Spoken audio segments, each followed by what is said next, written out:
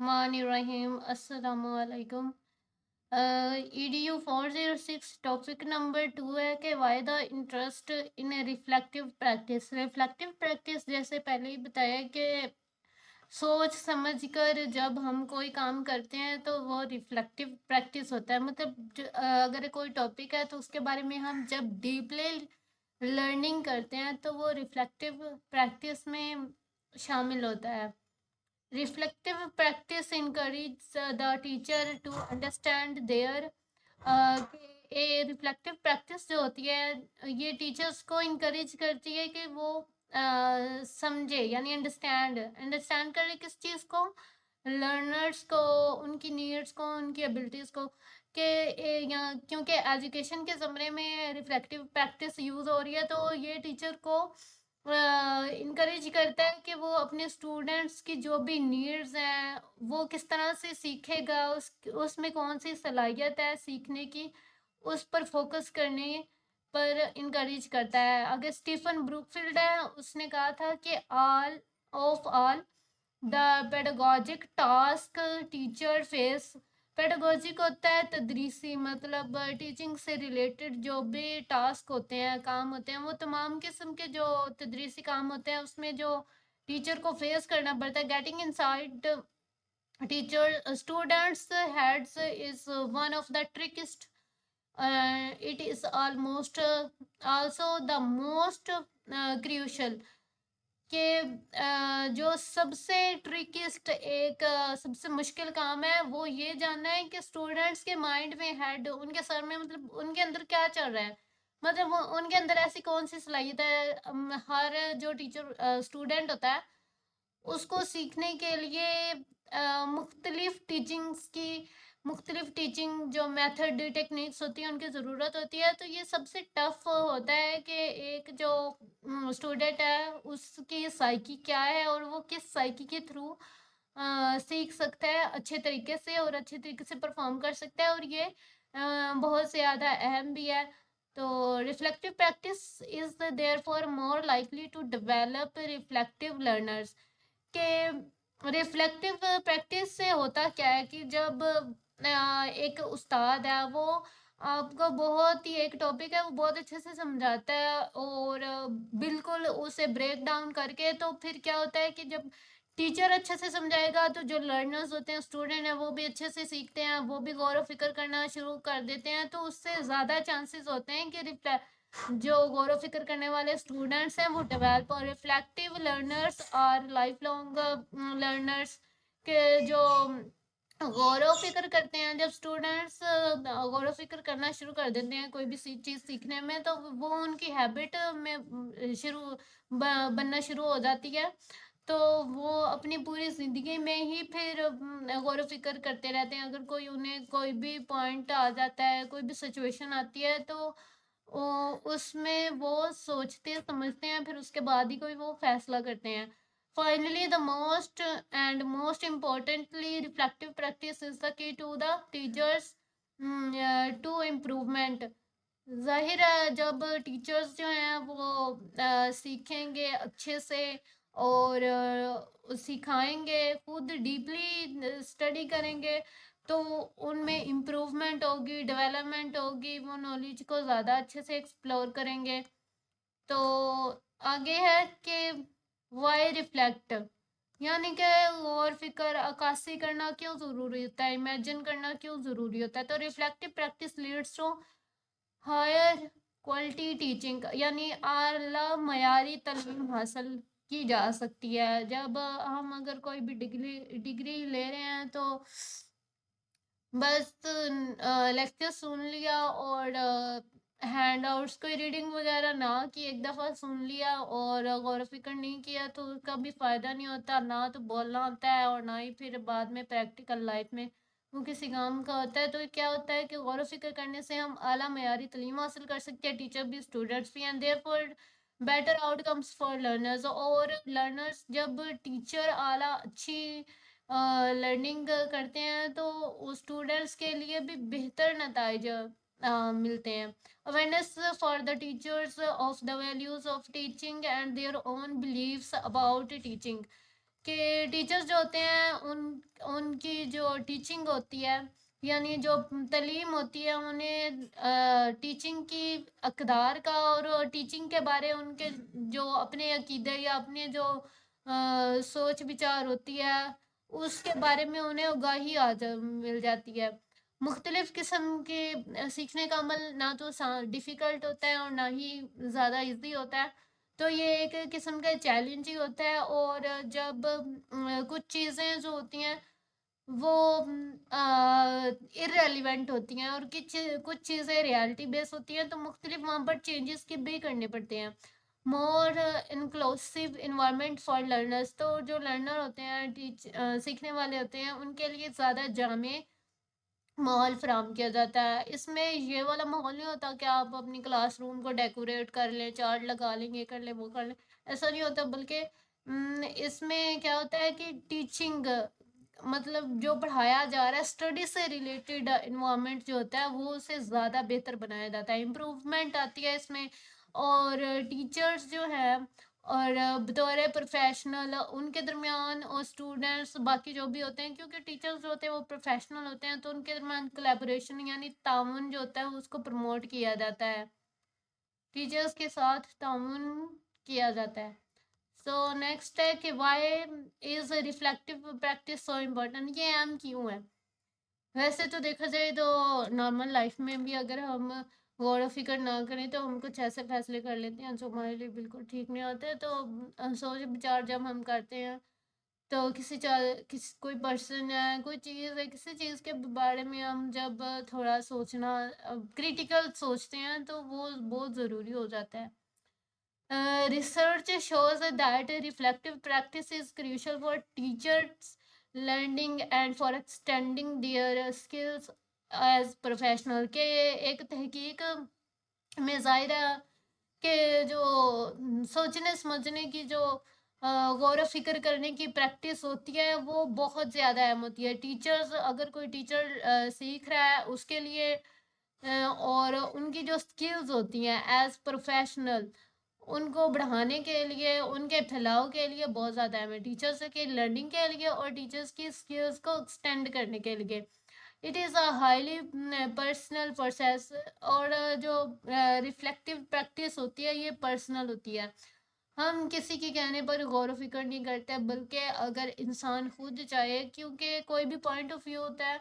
अगर अब कोई भी वर्ड है, पर्सनल है फॉर एग्जांपल, तो एक इंसान होगा वो ठीक है पर्सनल है, ये पढ़ के आगे चला जाएगा। लेकिन कोई होगा वो इसको डीपली समझने की कोशिश करेगा कि हाँ ये पर्सनल में क्या क्या आता है, कौन सी ऐसी चीज़ें होती हैं जो आ जाती हैं। तो जब हम किसी पॉइंट को पकड़ कर उस पर डीपली रिसर्च करने बैठ जाते हैं तो वो पर्सनल ही होता है, वो किसी के कहने भी नहीं कह रहे होते हैं।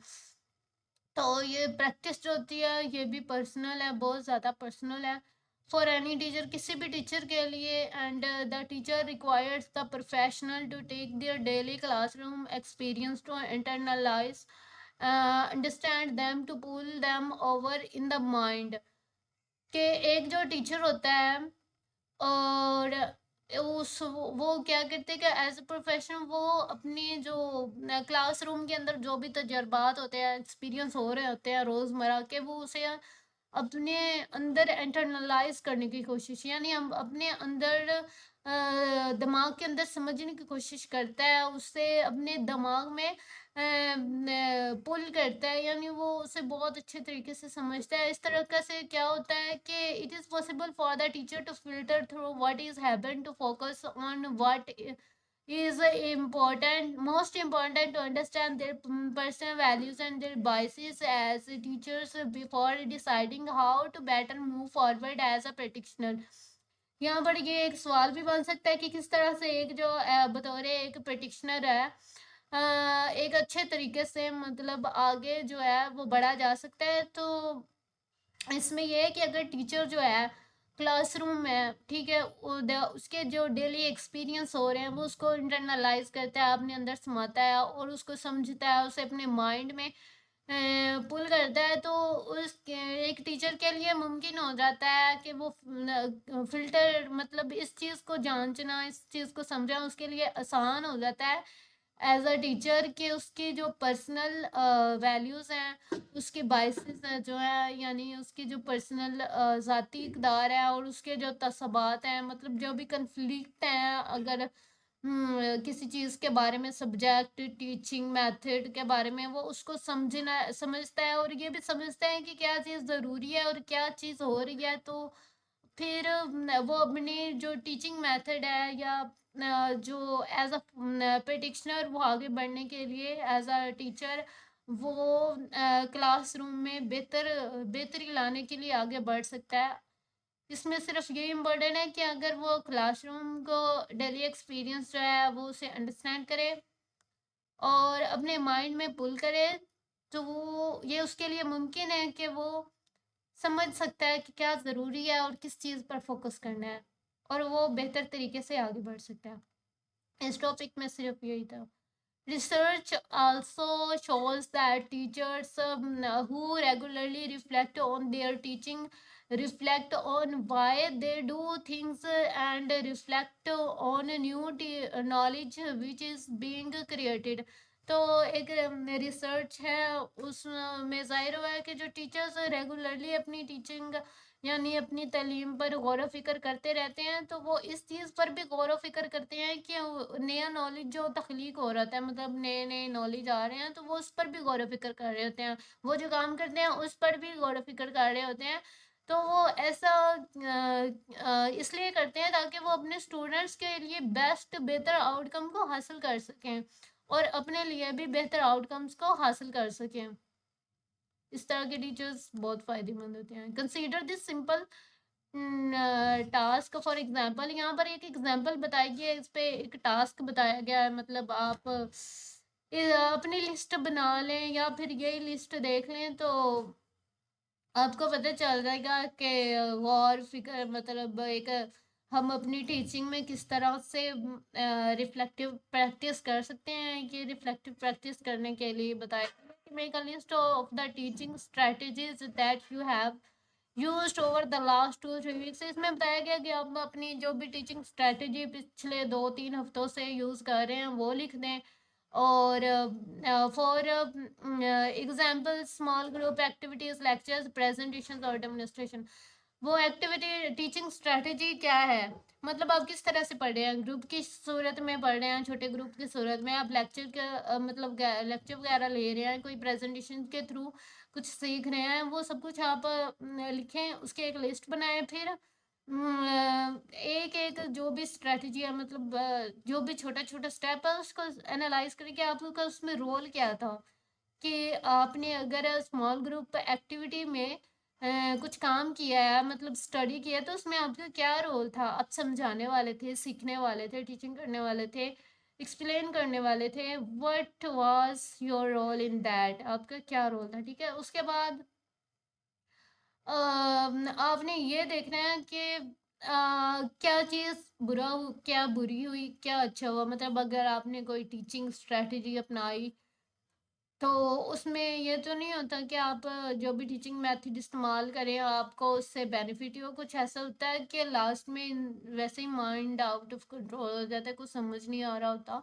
तो आप क्या करें कि हमने जो भी पॉइंट ऑफ व्यू सेलेक्ट किया उसको अच्छे से उसकी जांच पड़ताल करें कि क्या चीज़ बुरी हुई, और जो भी अनएक्सपेक्टेड फैक्टर्स थे, यानी कि जो भी गैर मुतवक्का फैक्टर सामने आए, जो आपने सोचे नहीं थे, जो कि में भी बुरे हो सकते हैं, तो उन्हें अपने अपने दोस्तों के साथ डिस्कस करें। फर्दर एक रिसर्च बताई गई है कि जो रिफ्लेक्टिव प्रैक्टिस है इससे कमिटमेंट होती है, यानी अज़म का बास बनती है। किस तरह से कि जब हम सीख रहे होते हैं, ऑन गोइंग होता है, जारी मुसलसल सीखना। जब हम मुसलसल सीख रहे होते हैं तो क्या होता है कि मुसलसल डेवलपमेंट हो रही होती है, और जब मुसलसल डेवलपमेंट होती है तो हमारा जो काम होता है वो एक्सीलेंट होता है। यहाँ पर ये बताया गया। नेक्स्ट है कि this is not necessarily tied to specific training or in service courses you might do, but is actually about what goes on in the classroom day to day।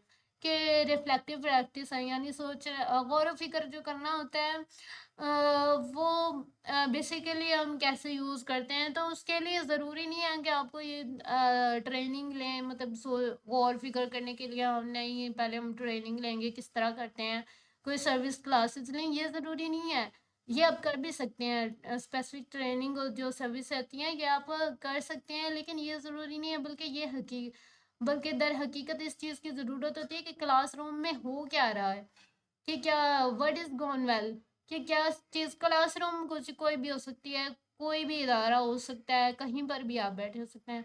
ज़रूरी नहीं है सिर्फ एक ही क्लासरूम होती है, मुख्तलिफ स्किल्स होती हैं, मुख्तलिफ टीचिंग इंस्टीट्यूशंस होते हैं। आप कहीं पर भी अप्लाई कर सकते हैं कि व्हाट इज़ गॉन वेल, क्या अच्छा और and why that might be, और क्यों हो सकता है, कैसे अच्छा हो सकता है। रिफ्लेक्टिव प्रैक्टिस यहाँ पर डेफिनेशन बताई हुई है कि ये एक ऐसा अमल है जिसके ज़रिए आप स्टॉप मतलब रुकते हैं, थिंक सोचते हैं, और you consciously analyse the decision you make, और आप जो भी फैसला करते हैं शौरी तौर पर उसका तजज़िया करते हैं, उसके बारे में सोचते हैं और रुक जाते हैं। Critical analysis and evaluation for the teachers, refocusing, और जो टीचर्स में क्रिटिकल अगर वो तनकीदी तौर पर तजज़िया करें या फिर एवेलुएशन करें, तो फिर क्या होता है, टीचर्स की जो थिंकिंग होती है, उनकी सोच होती है, वो दोबारा से उन पर दोबारा वो अपनी सोच पर दोबारा तवज्जो मरकूज कर सकते हैं, और इस तरीके से उन्हें एक अच्छी क्वालिटी की टीचिंग के लिए जो भी ज़रूरी नॉलेज होता है उसको जनरेट करने में उन्हें हेल्प मिलती है। कि अगर जो एक टीचर है वो नॉर्मली पढ़ा रहा है, तो और फोकस नहीं कर रहा, बस देख देख के पढ़ा रहा है, जो मतलब अगर ये हैंड आउट्स है तो वर्ड बाय वर्ड ही पढ़ा रहा है और उसको समझा नहीं रहा थोड़ा सा प्रैक्टिकल लाइफ के साथ जोड़कर, तो फिर वो रिक्वायर्ड नॉलेज नहीं होगा, बल्कि वो तो सिर्फ जो ज़रूरी चीज़ें होंगी उसका भी नहीं पता चलेगा, और ऊपर ऊपर से ही पढ़ाई जा रहा होगा। और इसलिए अगर आप एक गुड क्वालिटी की टीचिंग चाहिए, तो जब वो क्रिटिकली किसी चीज़ के बारे में, अगर ये एक टॉपिक है तो क्रिटिकली इसके बारे में सोचेंगे, तो क्या करेंगे, अपनी थिंकिंग का और रीफोकस करेंगे, दोबारा से फोकस करेंगे अपनी सोच पर, और दोबारा सोचने समझने की सलाहियत पर फोकस करेंगे, और जो भी ज़रूरी नॉलेज होता है वो जनरेट करेंगे। We can represent this visually, और हम इसको बस विजुअली तौर पर यानी बसरी नज़र आने वाली इस तरह से ज़ाहिर कर सकते हैं कि रिफ्लेक्टिव यहाँ पे प्रैक्टिशनर है, यानी for example as a teacher जो गौर व फिक्र करता है, तो उसके पास क्या होता है, उसके पास जो उसका सब्जेक्ट होता है, उसके पास नॉलेज होता है उस सब्जेक्ट का। इसके अलावा उसके बाद मुख्तलिफ टीचिंग स्किल्स होती है। अगर एक टीचिंग मेथड है, स्टूडेंट को समझ नहीं आ रहा, तो वो और अप्लाई करेगा, 2 3 इस तरह से ज़्यादा टीचिंग स्किल्स को अप्लाई करके समझाने की, आसान बनाने की, टॉपिक को आसान बनाने की कोशिश करेगा। इसके अलावा उसमें रिसर्च करने की, रिसर्च तो डेफिनेटली जो एक रिफ्लेक्टिव प्रैक्टिशनर है वो करता है, रिसर्च के बगैर तो वो रिफ्लेक्टिव कर ही नहीं, हो ही नहीं सकता। इसके अलावा उसके जो इंटरपर्सनल रिलेशनशिप है स्कूल में वो भी, और उसकी जो पर्सनालिटी है वो भी वेल एंड गुड होनी चाहिए। तो you can see the reflective practitioner in the centre of a whole range of different skills and understanding, के मुख्तलिफ किस्म की ये जो स्किल्स हैं, और इसके अलावा अपना जो अंडरस्टैंडिंग्स है इनके सेंटर में आप इसे देख सकते हैं प्रैक्टिशनर, यानी इसमें ये सारी खूबियाँ होनी चाहिए। इसमें क्या, सब्जेक्ट का नॉलेज होना चाहिए, टीचिंग की स्किल्स होनी चाहिए, उसके पास interpersonal relationship in the school as well as their own personality, उसकी अपनी पर्सनालिटी भी होनी चाहिए with the focus on research and teaching, उसकी अपनी टीचिंग और रिसर्च पर फोकस के साथ साथ उसकी अपनी पर्सनालिटी, रिलेशनशिप, इंटरपर्सनल और टीचिंग स्किल होनी चाहिए, सब्जेक्ट नॉलेज, ये सब होने चाहिए।